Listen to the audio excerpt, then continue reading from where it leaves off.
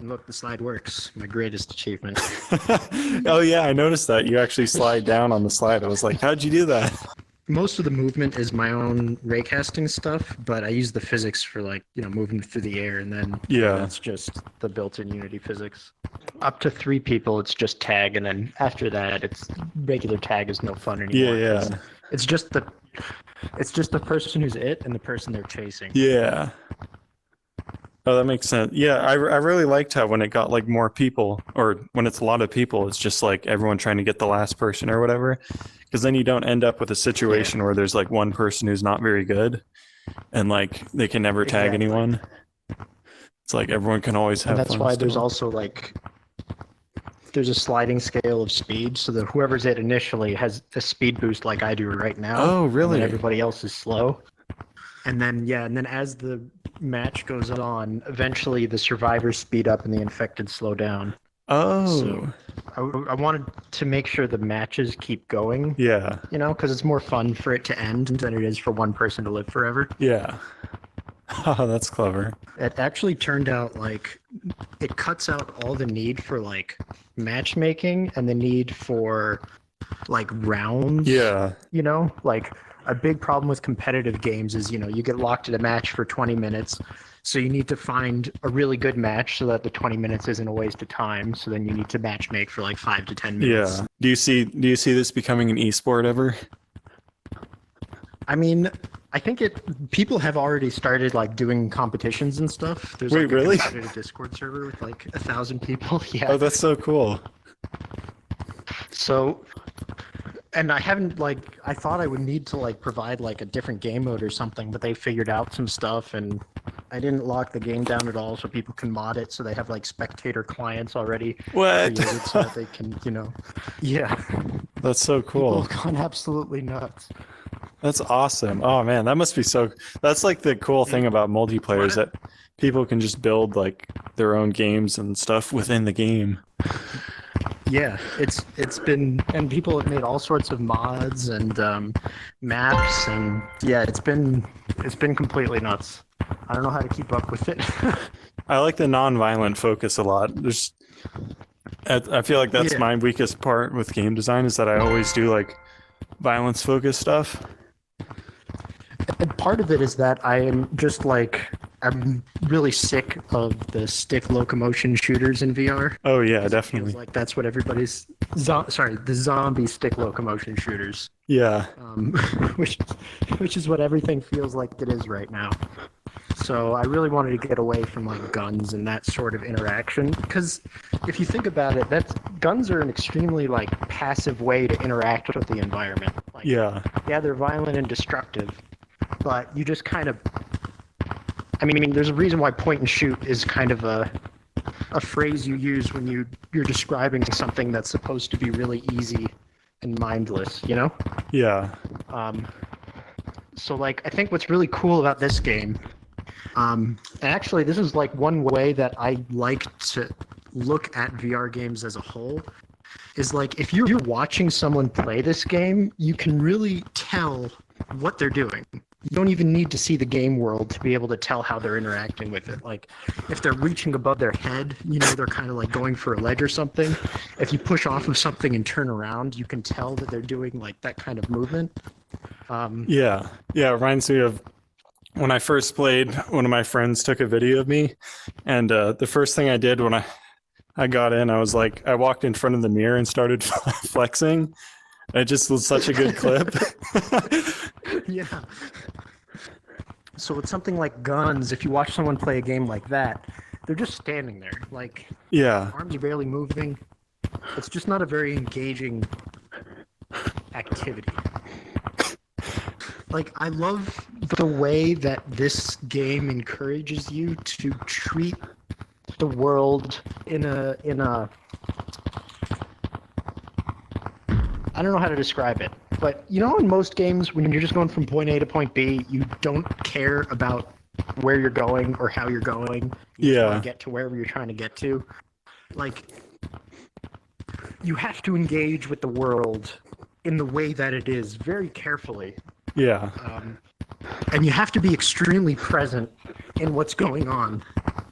And I think that is really powerful in VR, especially because it really builds that experience of it being a plausible alternative reality. You know, like when people talk about immersion and stuff, I don't think they mean they feel like they're literally there, but they do feel like it could be, if that makes sense. Yeah. Like, Whoops.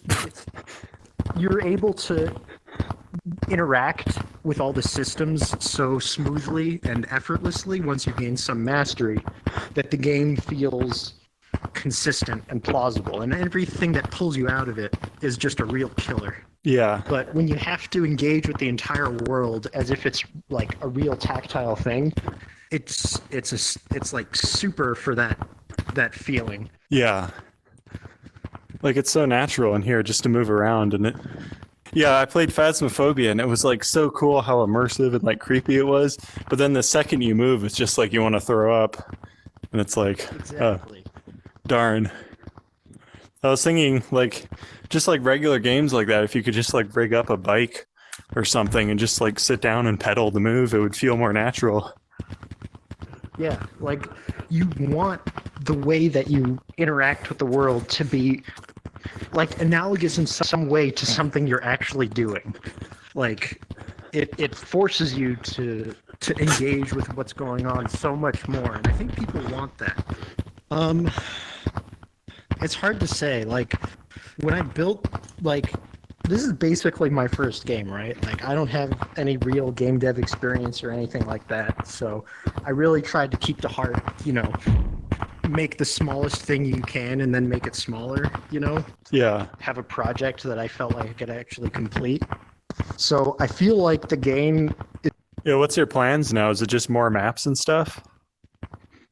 I think the game stands on its own, and this could be it, and I think that would be fine.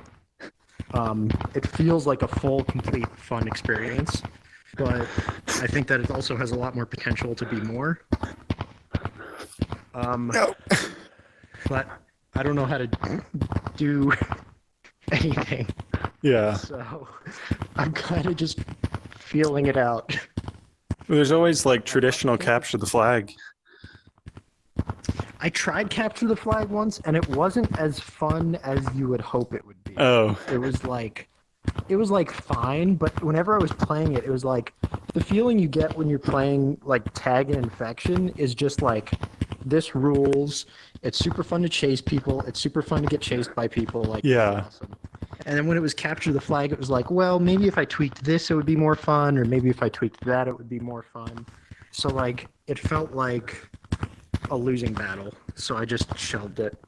I would like to have a team-based mode of some kind, but I would only want to work on it if it felt as good as Infection and Tag, if that makes sense. Yeah. Like, yeah. So I have some ideas for some other stuff I want to try out. You saw that prototype for like throwing fireballs. I think like just a dodgeball mode type Yeah. thing could be super fun. Yeah, I think this kind of movement should really be like the standard for VR almost.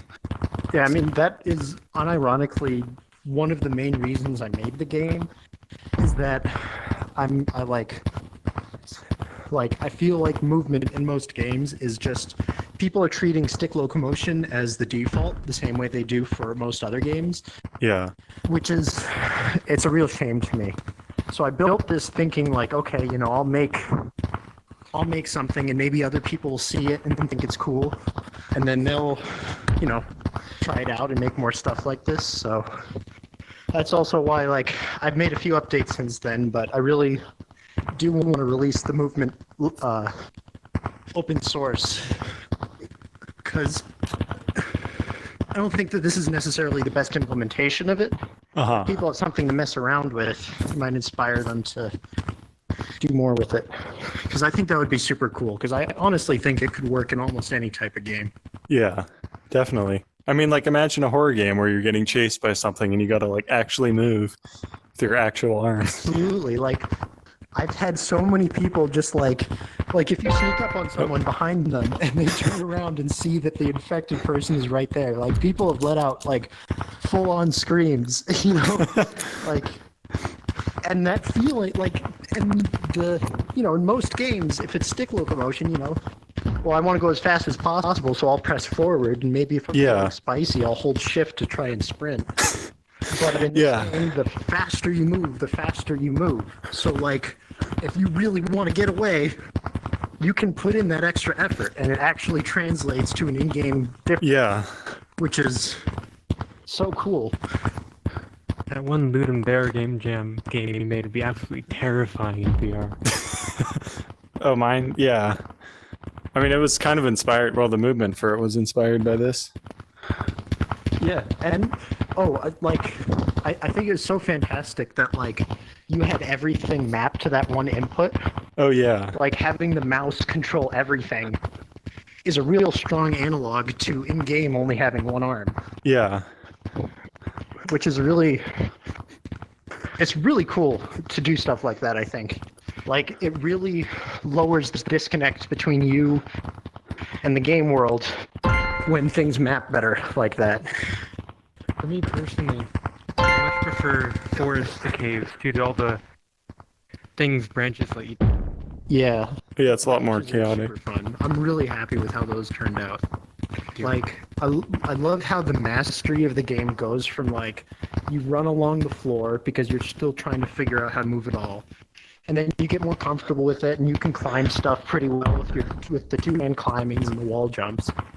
But then eventually you get to the point where you're able to just, like, balance on the tiny little branches and just make your own paths through it. It's really cool. It's immensely satisfying. It feels so good when you chain several together. Yeah. And then when someone's chasing you and you try and do the same thing, you mess it up because you get nervous. All the time. Yeah, the difference in skill levels here is very noticeable. Yeah. And what works pretty well about it is that if you have like a full server, then strength in numbers, and usually there's at least a few good players Yeah. who will eventually be able to like corral the last guy off the edge. It works way better than I hoped it would. Oh yeah, what were your ideas for team modes? Capture the flag was the biggest one. Another one I'm thinking of is like Oddball, where they're like bananas that spawn in different parts of the map. I know. And you have to try and grab one and hold on to it for a certain amount of time. And if someone from the other team tags you, then they steal it, and then they get their own timer, and you're supposed to hold on to it for as long as possible. Oh, that sounds The only cool. problem is that the people who don't have anything don't have any direct way of interacting with the other team. Oh yeah. But that's kind of what I'm thinking. Like, what I really like about Infection is that there's always a role for people. It's never like, you're never out of the game. So, like, people have suggested stuff like, oh, what if you had freeze tag and that sort of thing? But then you run into a situation where someone's tagged and then they're not playing because they're frozen and they're waiting for someone to tag them. Yeah. And I think that for this kind of, like, casual experience, you really want to make sure everybody constantly has something to do. Yeah. So another idea I had is what kind of like a dodgeball mode that's like the battle mode from Mario Kart, where like everybody starts with 3 lives and you're just trying to like collect coconuts or something and throw them at people, and 3 hits and you're out. But if you're out, you can still pick up coconuts and either take them away from someone who's trying to get somebody else, or like pass them to somebody who's trying to get the other guy to like help him out. Or like intercept, and grab them out of the air. Like, have you ever played Bomberman 64? Is that anything like normal Bomberman? Kind of. It's more 3D. So like when the bombs explode, they explode circularly, but it's similar. But the main thing is that when you die, you don't get knocked out of the level. You turn into a ghost. So like you can possess someone who's still playing and make them run into a bomb or something. So even if you die, you just turn into a huge troll who's trying to ruin the game for whoever's winning, which is extremely funny and a lot of fun. I do remember So that's a Bomberman where when you die, you'd go onto the side of the level and shoot bombs onto the level. Yeah, and in this one, you couldn't shoot bombs yourself, but if you possessed someone, then you could drop a bomb, and try and make them stay right next to it or do whatever. Like it was insanely funny because like you could see the ghost running up to your guy, so you're like yelling at them not to fuck you over, and yelling at the guy that you're trying to kill. It is great. It's too claustrophobic for me. Yeah, I love that it feels too claustrophobic for some people. Like, I feel bad if you can't play it, but I love that the game is, like, you give the game... I don't know how to describe it. I don't have the vocabulary for these things, but, like, you're giving the game enough credit that it freaks you out, you know? Like, you feel... It feels plausible enough that you're not thrilled about being in a contained space.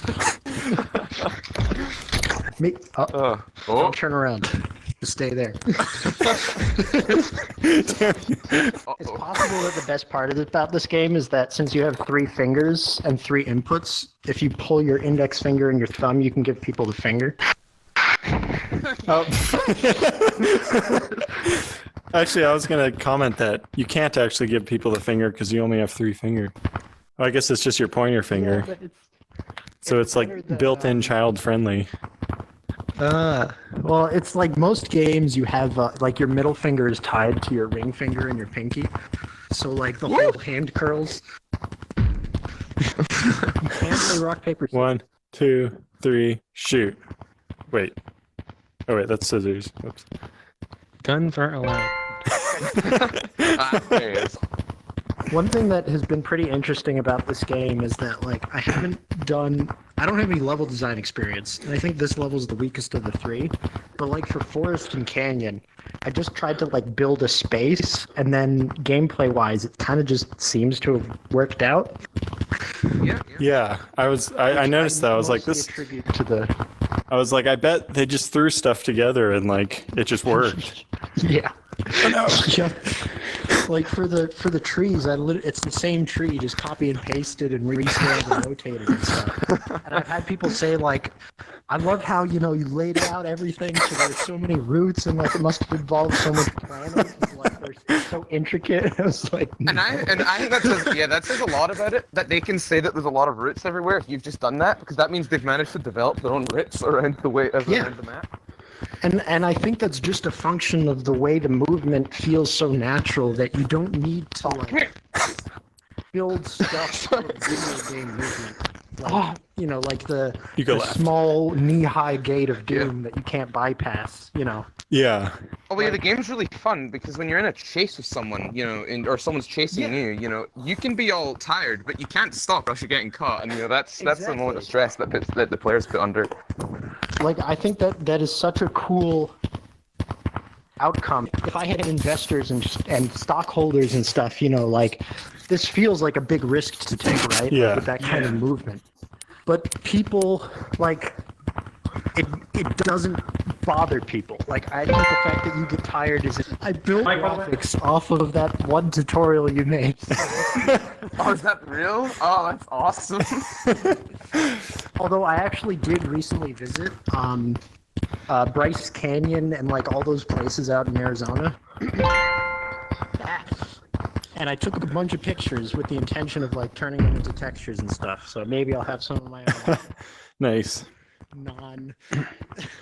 Yeah, it's this one right here. I use that on some metal panels in my game. I was like running around and I turned around, I was like, wait a second. I know that. That looks really familiar. God, I remember when I did play this game a lot more. Oh, wham! Someone's injured themselves. First casualty.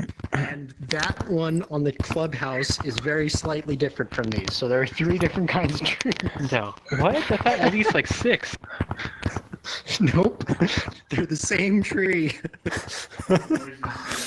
You can tell because like the tallest branch has a problem with it where one of the vertices is in the wrong place, so it like folds in on itself weirdly. And it's the same on the top branch of every tree. Oh. And once I fix it, it won't be on any of them. Ah! Dang it, I didn't think Jump you could boost. that high. When I was in this game for a good while, I remember it was the game that taught me kind of to keep my feet still, kind of discipline for just in general in VR. Because anytime I didn't absolutely. move my feet, I would move around the room more, and you'd move slightly and slightly and slightly up until you hit Yep. something. The best thing that I've found is to get a mat or something. I've heard of that, yeah. Oh, yeah. And like tape it down in a place where as long as you're standing on the mat, you can't reach anything.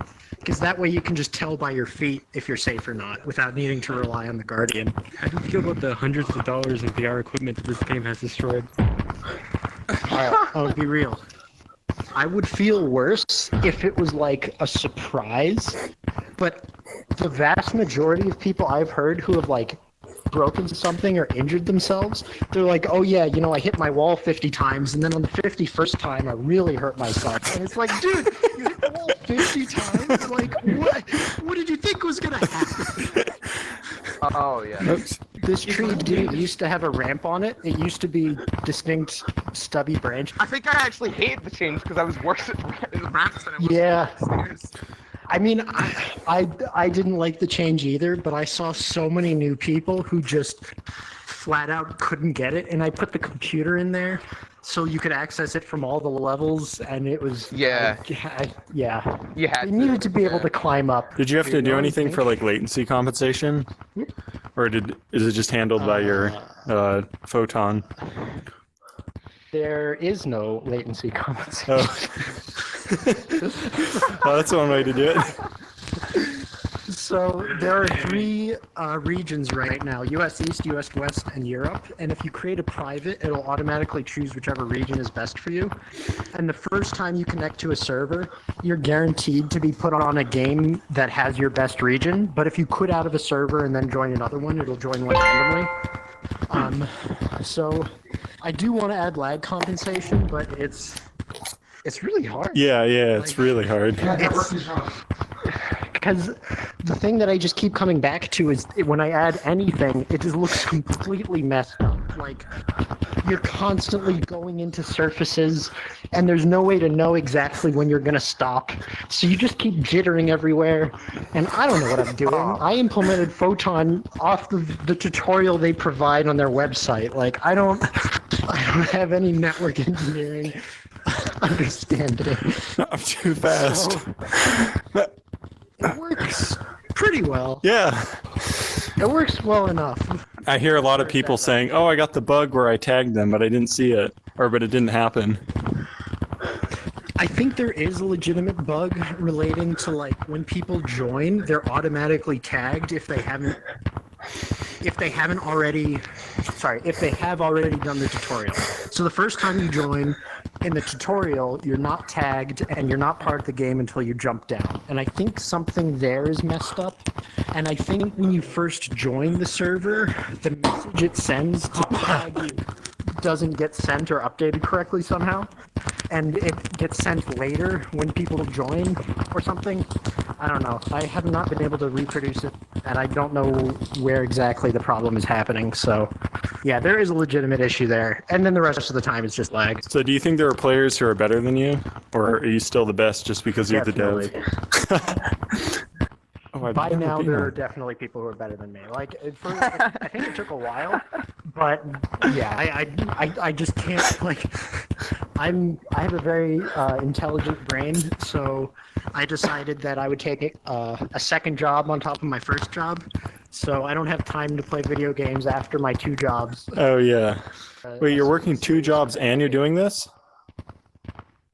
Well, my first job is my actual day job, and my second job is making Gorilla Tag. Oh, right. So after those two jobs, I don't have time to play a ton of Gorilla Tag.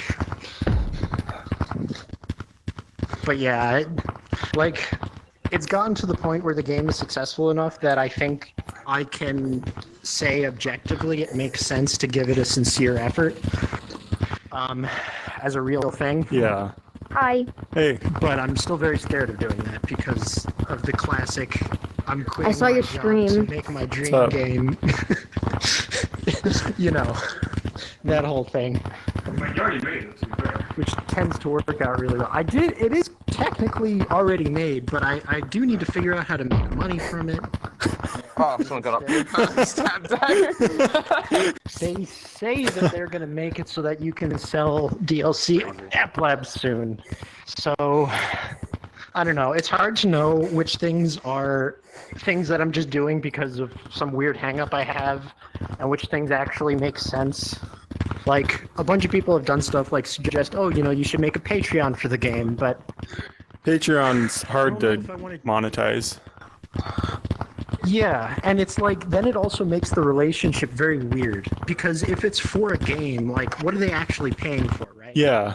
And even if you make it quote-unquote clear about what they're paying for, hey, you're just giving me money to keep working on the game, like, what are people's actual expectations about it? Are they Yeah. expecting, like, early looks and devlogs and all those things that I have no interest in doing? Yeah, like for me, So it makes that relationship I sell very messy. demo basically on Patreon. That's why people back it. That's why so many people back it, because that's how you play the game. And so it's like a very clear, you give so me money, you have a get the very game. Clear... Exactly. So I don't have anything like that I could even do for Gorilla Tag. Like, I can't even say, oh, you know, I'll give you a special thing in-game, because I don't have any way to map the person externally to their in-game account, because their in-game account is just tied to, like, their Steam account or their Oculus account or whatever. Yeah. But not directly to, like, an email or something. So, okay, I could either do that all manually and have, like, everybody who's paying me $5 a month, I'll spend 10 minutes making sure their account is flagged or whatever. But I also don't want to do that. Yeah. It's a ton of work. So, yeah, I think I'm just going to try and monetize the game. Maybe a Kickstarter might work. Like, I'll add a bunch of content to Kickstarter. I mean, to the game if you give me $100,000 or something. Yeah. I mean, like, to be straight up, it's a set in stone promise Yeah. rather than an active one. Yeah. yeah, which I'm also scared of. Because, like, what if that's not even a good idea? What if it turns out to suck or not be fun or doesn't really add anything to the game? Like, I don't know. I would consider myself probably more risk averse than it makes sense to be.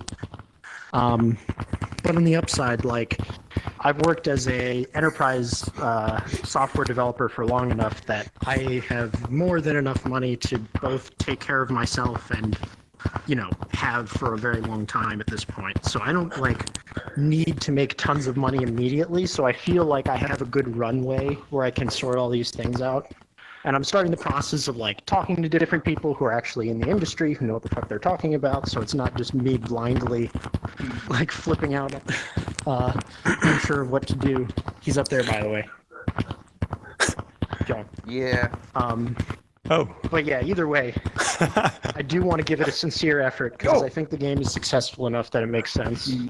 Hey. I was checking actually checked on Twitter what it was I said to you, but it was basically after you had said you were considering monetization stuff, and I was just DMing my thoughts on the matter in terms of Oh no. basic items to get for players just to be a supporting type thing. Yeah, like, I don't know, I'm the kind of guy who likes the poorly written early access badge, you know, with the terrible handwriting and stuff. Yeah.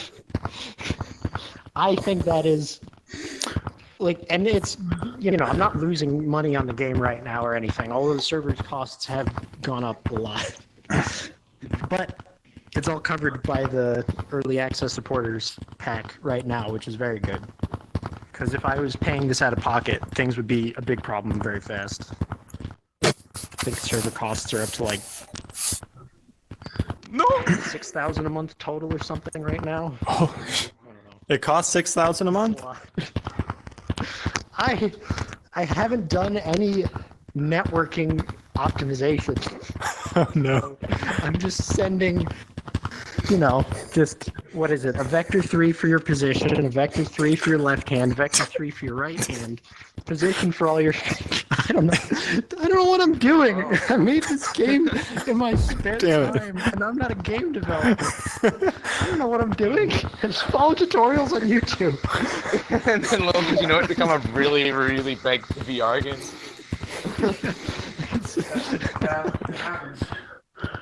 This is why I said I felt like I won the lottery, because, you know, like, I worked hard on the game, but a lot harder than other people work on other games. Yeah. And not for very long either.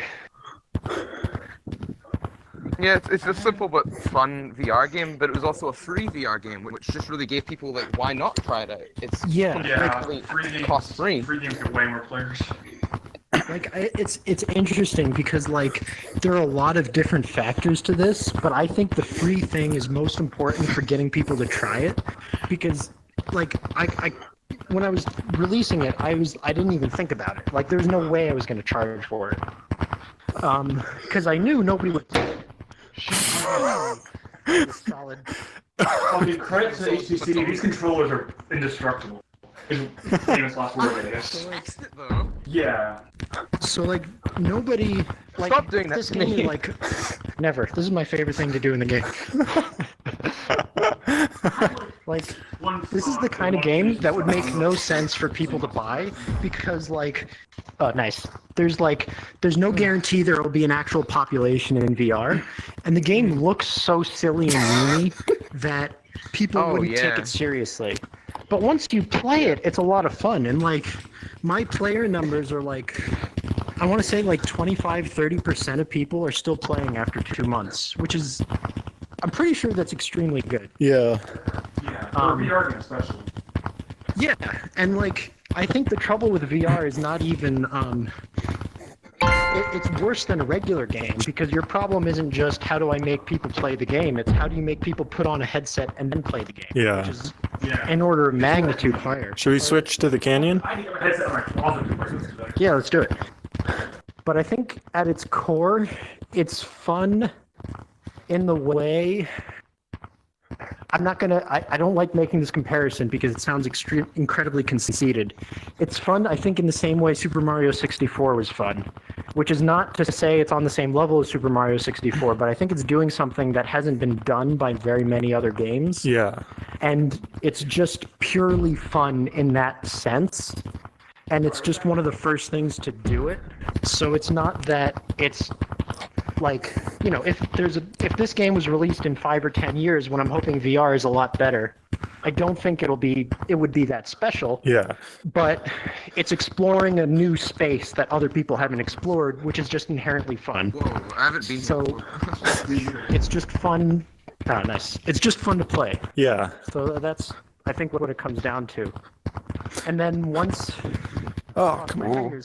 I'm hoping that this kind of locomotion becomes more standard. Then, you know, other things will be more fun. But yeah. That's something I was thinking about with VR is that always whenever a new like game technology comes out, the first generation of games on it is always just clones of the previous generation games. Like, I mean, you saw that with computers in like the 60s, all the games were just D&D clones. But like, and then now for VR, all the games are just like FPS clones kind of, but in VR, you know? Yep. And it's like, it takes a while for people to actually start using the tech in like new innovative ways. As its own thing. Yeah. Which is... That's what's bothered so me with VR, is interesting. that it is still in that state, because people won't really get too interested in VR if the game is just like treating it as a gimmick rather than its main thing. Yeah. That was really annoyed me when I think with like Resident Evil 4 VR, was that I didn't think it seemed particularly great for a VR game, and I think if it wasn't Resident Evil, nobody would care. Exactly. I totally agree. It's like, it's interesting because we're in this is one of the few times when the hardware has so outpaced the software, they're not even in the same universe. Like, people are talking about upcoming VR things like, oh, I can't wait until... Behind you. Oh, shit. Blah, blah, blah. But, like, the hardware is already so good, and the software is not taking advantage of it at all, so that you have so much space to create incredible things right now, and you're really not constrained by hardware. Like, it's crazy how much potential there is that just hasn't been met. So that's why there's so much space for people to make stuff, I think, and be really successful. But you just need to have a stronger understanding of the medium and better thinking about how to use it. It's like, I don't know. This game is 95% potential and 5% YouTube tutorials on coding. Like it's, I'm not a. I made this in my spare time over the course of a year, and I did work really hard on it. But there are way more people with way more skills and like game creation abilities than I have.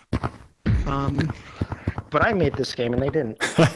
And I think that's just because I feel like I have a pretty good understanding of what works about VR and what's engaging, what makes you want to put on a headset compared to other things. You played like Echo VR, I think, before. Yeah. Because I didn't hear much of it. I just knew that it was a thing. You were very, very good at Echo VR. Yep, I was on the world champion team for the first 2 seasons. Yeah. What's this texture, by the way, over here on this wall? Oh, that's big, weird, creepy one? I looked up Antelope Canyon, and this is one of the pieces of the picture, and that I just cropped and like this is actual colors, but very poorly painted on the wall in a very stupid way. Yeah, I noticed This it just was a work goes in from one to progress, the and then other. I got yeah, it was work in progress, and then I got tired of working on it and I wanted to release it, so I just released it. I don't know. It's it's fine.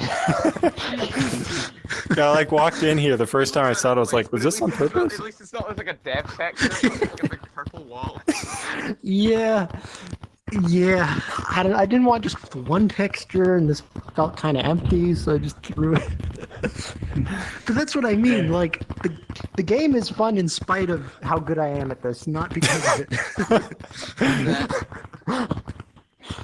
But yeah, like, and this is why I attribute everything to Echo. Like, I think they did a ton of things incredibly well in that game, kind of in the same way that StarCraft did a lot of things incredibly well. Yeah. In that it was partly good design and partly luck. Yeah. Stuff Gets to like escape the canyon.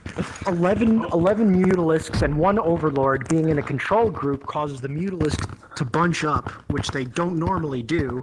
And then 11 Mutalisks is the perfect number to like 2-shot a missile turret. That kind of thing, where it just works out beautifully in this incredible way that just hasn't really been replicated since. Yes. So yeah, that's what I think Echo VR did so well, is like things like the fact that when you're playing a multiplayer game, in order to load up a match, you first go into the lobby, and then from the lobby you float over to a little terminal, and then on the terminal you press a button that will start the matchmaker. Yeah. And then while you're waiting for that match, you're, interacting and floating around the lobby, and you're talking with people. And it's such a phenomenal experience to float out of that initial area and go through this space and go over and press a button on a terminal. Like, it all just builds up this really strong feeling of a cohesive world that is plausible. Like, Yeah. I like the word plausible there, because you're not looking for the player to be like, oh, this is unrealistic, it wouldn't work. Like, the world just needs to be internally consistent in a way that makes it feel like you're visiting a place instead of playing a game. Yeah. Like, I think that's super critical for VR, because there's so many hurdles associated with it. But when you do that well, it's so powerful that you really can't get it anywhere else. And it almost feels like once you've achieved that, like once you've played a game that does that really well, whenever you try out anything else, it feels cheap. Yeah. Anytime I see a floating menu with a laser pointer and you have to press a button and then it goes to a loading screen, I just want to smash the headset. It's like, I feel like they're attacking me. It's like you take what the Wagyu steak, and you chop it up into a hamburger. It's like, but like, Echo does so many things like that. Like, the way the movement works is, you have your entire floating body and you can grab any part of it. So you grab someone and you throw off and you get that extra speed. Like, the gameplay is all so grounded in its own universe and nothing breaks its own rules, that it feels so like... You good? Yeah, on Maxwell. there's just no other word for it. It just feels great to be in that space and engage with that world. And that's kind of like the only reason this game exists at all, is because I tried to crank all those things up as maximally as I could. Like, you know, it still has loading screens and stuff. It has a floating HUD, which is less bad because you're robots, so it makes more sense. But, you know, it still has some floating menus in different parts of the game. It has that wrist computer, which is super cool because it actually builds out like a tablet that you press buttons on. Oh, and yeah. throw it away. It's also You dismiss it by getting rid of it. Yeah, like it all feels so natural, and so I tried to take all those lessons and put them in a Gorilla Tag. Like, no floating menus, no laser pointers. Like, I really wanted to make it so the levels just load by being in the different places, which is why I always find it funny when people are like, "How do I join public matches?" It's like, how do you not accidentally join a round? If you just go outside, you'll automatically be put in a room. But like, to connect the space to the level instead of forcing the player to think about it like, oh, I need to join a server. It just all contributes this feeling of like, you're just existing in this alternate place, and you don't need to think about how it's a video game and how do I interact with the structures of a video game. You just kind of take everything as it is. I couldn't do that perfectly because there are a lot of limitations around the networking and what I'm able to accomplish and stuff. But I did it as well as I could. So I feel like you did a really good job because when I take off the headset and controllers, my brain wants me to move. Like I'm feeling. You know, he starts wanting to hit against walls. And things. Yeah. Because it's cool because like I think it's funny how many people are like, oh, you know, realistic graphics are even more important in VR. And I couldn't disagree with that more because your brain doesn't have a realism filter in it. It's not like, well, this place looks pretty pixely, so I don't think it's real. Like, no, that's not a thing your brain does. It just sees everything and it's like, cool, this is the place I'm in. And the stuff that breaks it so well that I can't wear a VR without my glasses on because I'll be short-sighted in VR. Yeah, it's so realistic. But yeah, it's your brain just wants to consistently engage with things. So if things work consistently, then your brain will adapt to it. So it doesn't need to be realistic. It just needs to be internally consistent in that reality. So as long as you don't violate the rules that you've set, you can do anything you want. It's great. But then people just make zombie stick locomotion shoot. How do I get out? Have you ever played Dodgeball? I have not played it, but I've seen it, and it looks like a lot of fun. It is, except my problem with the game, which they've actually resolved recently, was the lack of locomotion. Because the thing is, you couldn't move yourself around, but they actually resolved that rather than adding stick locomotion, they made it so that you could, with your giant hands, grab the stage and pull yourself around. Perfect. Like, that's perfect. Like, because you had the game's hands. maps were made for such a big area, and I didn't have that. Oh, no. So I ended up hitting things all the time. My guardian has been messed up. Like, you actually had to walk around and stuff. Yeah, that was the only way you could move around in the game. Yeah. Physical movement. The heck? Yeah, that's why I'm so excited for the future of VR, because like I think open world stuff will be super cool.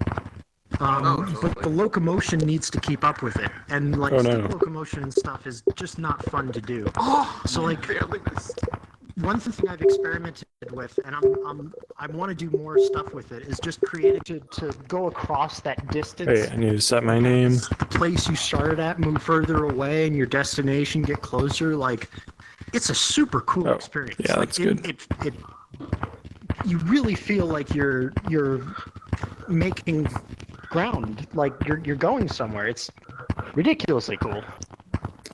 And like so much of VR, you feel so limited in the places that you can make because people are stuck in the idea that you can only have boring locomotion like teleport or stick, and both of those are terrible. I'd much rather have stick than teleport though. Oh, I agree, but I also think stick is terrible. I get sick with stick. I have gone from I can tolerate stick. I've gotten used to it over time, but I've gone from thinking this is good enough for games that, you know, just want to use this style. It's not fun, but it's serviceable. To people who are making games with stick locomotion have poisoned their own minds, and before they've even started, they put themselves in this box that is going to just sabotage their game because it's so much worse than it could be. it's like this game didn't start. I didn't start making like Gorilla Tag. It started as like a gesture-based spellcasting game, Oh. and then I wanted to have a way to move around, and I was like, I'm not gonna have a fucking stick. That's not gonna happen. So I started experimenting with stuff, and then I got a first prototype to work, and I was like, holy shit, this owns. But then I didn't know what to do with it, so I made like a terrible Getting Over It clone, which is okay. And then I added tag, and it was awesome. And you added multiplayer. What do you think are the best VR games out right now, besides Gorilla Tag? Echo VR, not even close, best VR game. Yeah, I think Echo VR is good. I'm just not competitive enough for it. I can't deal with it. Stormland was actually really good. That was like Insomniac's third game, I think.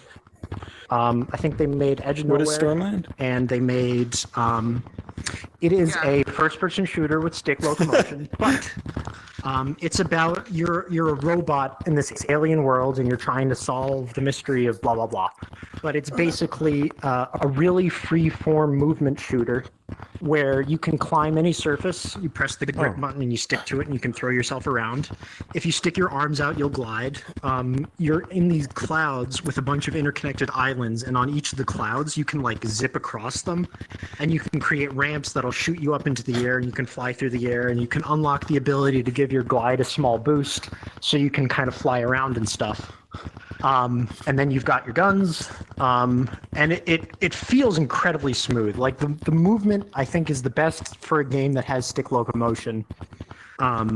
It feels great, and then they got bought by Sony, so they can't make any updates to it. It had a really great foundation, but there are some problems with it. But the movement was really strong, and it's definitely the best shooter game. Nice. Boneworks. I think Boneworks is quite fun. Boneworks, I think that they had a really good idea of like, let's make everything physics-based, but then I think they went a little bit too far with it. Like, there were a few aspects to it that I think really made it miss the mark for me. Like, one of them was, like, you could climb anything, right? But when you're climbing, your arm only has a certain strength, and your body has a certain weight. So when you're climbing stuff, your hands, your body would jiggle. So when you're trying to climb, your body wouldn't move one-to-one with your hands, which I think really hurt it. I think that wasn't a good decision, both because it makes you sick and because it's not super fun. They also did stuff like if you climb over a ledge, you can't actually physically climb and mantle all the way up with just your body. You have to press a button to pull your legs up so that you can make it over the lip. I don't know. It was fine overall. They tried really hard with, I think they were successful at what they set out to do, but I think it just turned out that aspects of it weren't super fun. And then it's another stick locomotion shooter. like Alex is a stick locomotion zombie shooter. they're all fucking stick locomotion zombie shooters. Yeah, that is true. I genuinely don't think there's that much good stuff in VR at the moment. Like, it's so much of it is just not living up to its potential. Oh, So, totally. yeah, it's kind of like this game was built out of spite. I just felt like nobody was doing the things that I thought were good ideas, so I just decided to start working on something. And here it is. Yeah, I need to get more of this. It's a really cool game. Yeah, thanks. Built purely through spite. Mind if I make a video about this? Yeah, That was cool. no, absolutely. That would be Cool. awesome. As you can tell, it doesn't take very much to Yeah, set me yeah, off. it was good. I have a lot of thoughts. It was fun, yeah. I mean, you're like Yeah, well, the next you're like really into VR. You like know all the games, I feel like.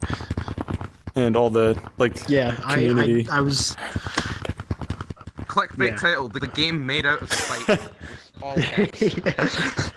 it wouldn't be inaccurate. Like, I've done nothing but complain to my friends about how frustrated I am for years now. Oh Until yeah. the next Hey, I make games and Gorilla. Oh, yeah. I was planning to bring you on for a podcast episode, but I gotta, like, I want to make a VR game first so I can, like, understand it better. Yeah, Yeah. I think that'd be awesome. Like, Yeah. if I have advance notice, I can probably make pretty much anything work. But I do think that like making something gives you a different perspective on things.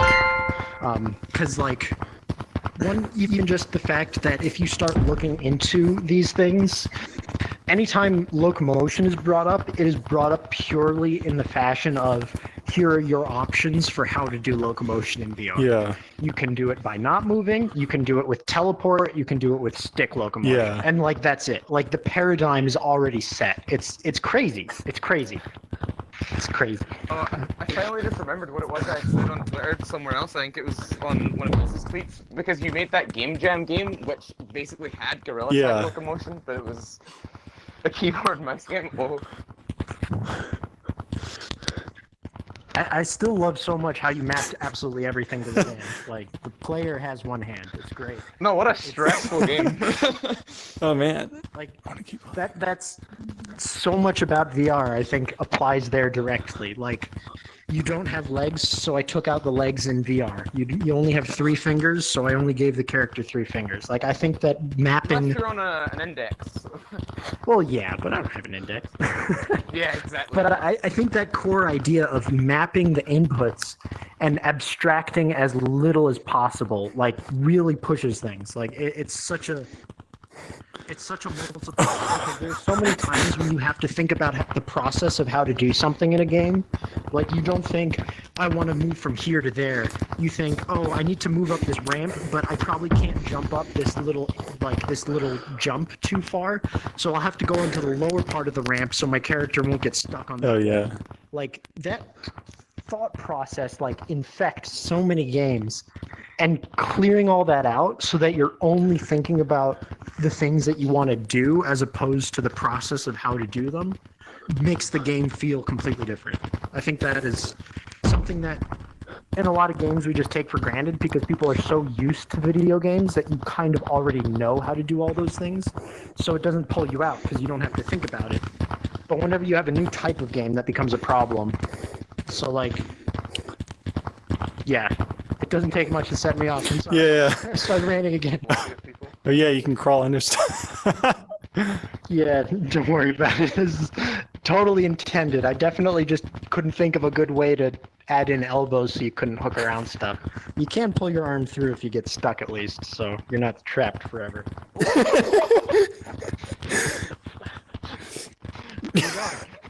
No!